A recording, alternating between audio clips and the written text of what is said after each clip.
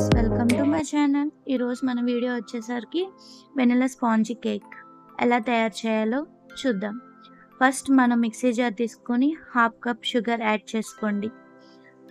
షుగర్ని బాగా ఫైన్గా పౌడర్ చేయండి. బాగా మెత్తగా ఫైన్గా పౌడర్ చేయండి. చూసారు కదా ఇలా ఫైన్గా పౌడర్ చేయండి. తర్వాత హాఫ్ కప్ పెరుగుని తీసుకోండి. పెరుగును కూడా దాంట్లో యాడ్ చేయండి. నేను టేస్ట్లెస్ ఆయిల్ యూజ్ చేస్తున్నాను. టేస్ట్లెస్ ఆయిల్ యూజ్ చేయాలి. అది కూడా వేసుకొని బాగా గ్రైండ్ చేయండి. గ్రైండ్ చేసిన మిశ్రమాన్ని బౌల్లోకి తీసుకొని తర్వాత ఫ్యూ డ్రాప్స్ వెనిలా ఎసెన్స్ వేసుకున్నాను. వెనిలా ఎసెన్స్ వేసుకున్నాక బాగా మిక్స్ చేయాలి.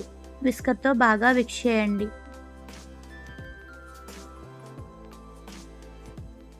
చూసారు కదా నేను ఎలా మిక్స్ చేస్తున్నానో అలాగే మిక్స్ చేయండి. తర్వాత ఒక జల్లెడ పెట్టుకోండి. 1.5 కప్ మైదా వేసుకోండి.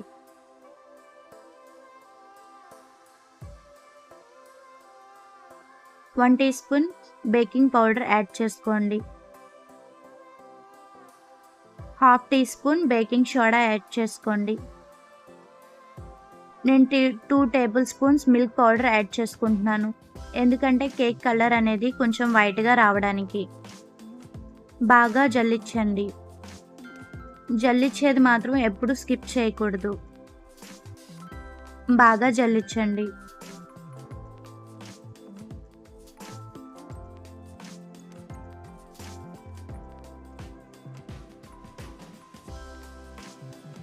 చూసారు కదా ఎలా ఫైన్గా జల్లిస్తున్నానో అలాగే జల్లించండి.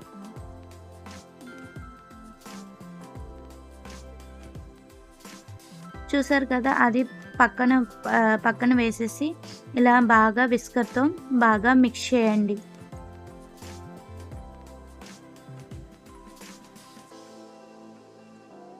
ఉండలు లేకుండా బాగా మిక్స్ చేయండి.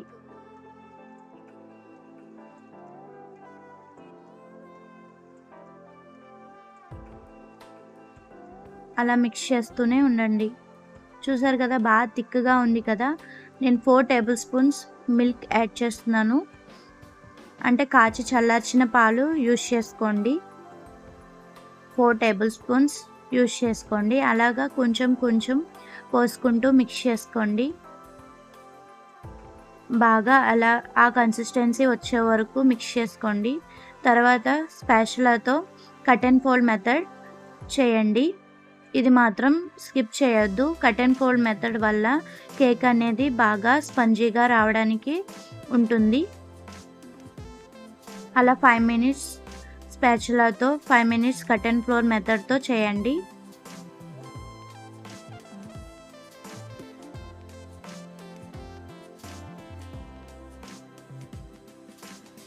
రిబ్బన్ కన్సిస్టెన్సీ వచ్చే వరకు చేయండి. చూసారు కదా మన కేక్ బ్యాటర్ రెడీ అయిపోయింది. ఇలా రిబ్బన్స్ కన్సిస్టెన్సీ రావాలి.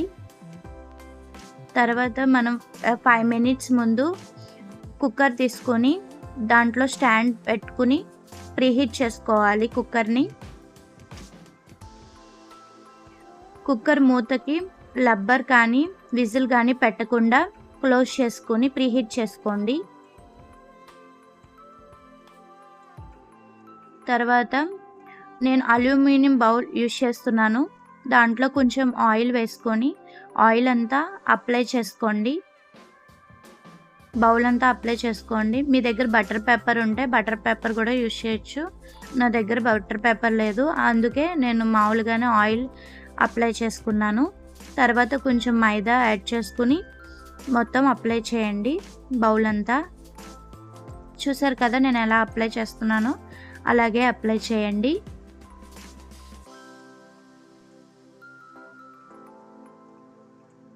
మొత్తం బౌల్ అంతా అప్లై చేయండి. ఎక్కడ గ్యాప్స్ లేకుండా అప్లై చేయండి.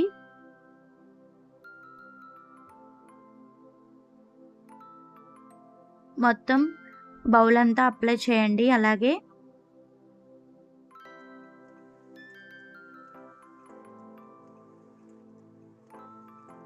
తర్వాత మిగిలిన పిండిని బయటికి తీసేసుకోండి.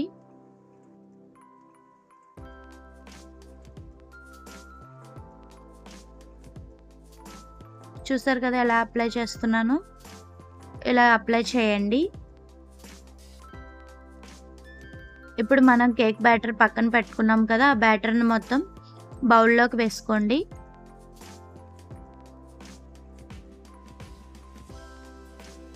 చూసారు కదా కేక్ బ్యాటర్ ఎలా ఉందో, రిబ్బన్ కన్సిస్టెన్సీలో చాలా బావుంది. అలాగే రావాలి. అలా అయితేనే మన కేక్ స్పంజీగా బావుంటుంది. మొత్తం బౌల్‌లోదంతా అలాగే వేసుకుంటూ ఉండండి. మొత్తం వేసేయండి బౌల్‌లోది.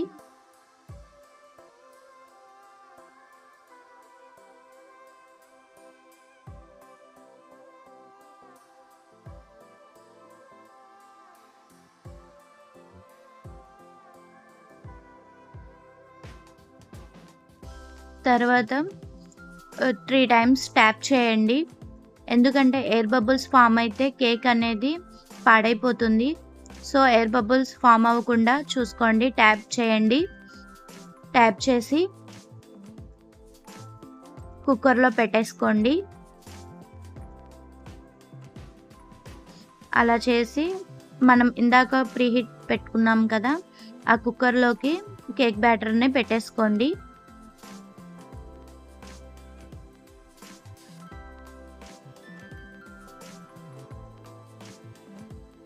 కుక్కర్‌ని క్లోజ్ చేసేయండి. విజిల్ కానీ, రబ్బర్ కానీ ఏమీ పెట్టుకోకుండా క్లోజ్ చేసేయండి. సిమ్‌లోనే ఉంచండి. 45 మినిట్స్ టైం పెట్టుకోండి. నేను అదిగోండి టైమర్ ఆన్ చేసుకున్నాను. 45 మినిట్స్ తర్వాత చూసుకోండి. మీ కేక్ అనేది చాలా బావుంటుంది. చూసారు కదా కేక్ ఎంతో ఫ్లఫీగా ఎంతో బాగుంది కదా! అలాగా ఫోర్క్‌తో మధ్యలో గుచ్చి చూసుకోండి. ఉడికిందో లేదో తెలుస్తుంది. ఒకవేళ ఉడకలేదంటే ఫోర్క్‌కి అంటుకొని వస్తే ఉడకలేనట్టు. ఏమీ అంటుకోకుండా వస్తే అయిపోయినట్టు. Thank you for watching.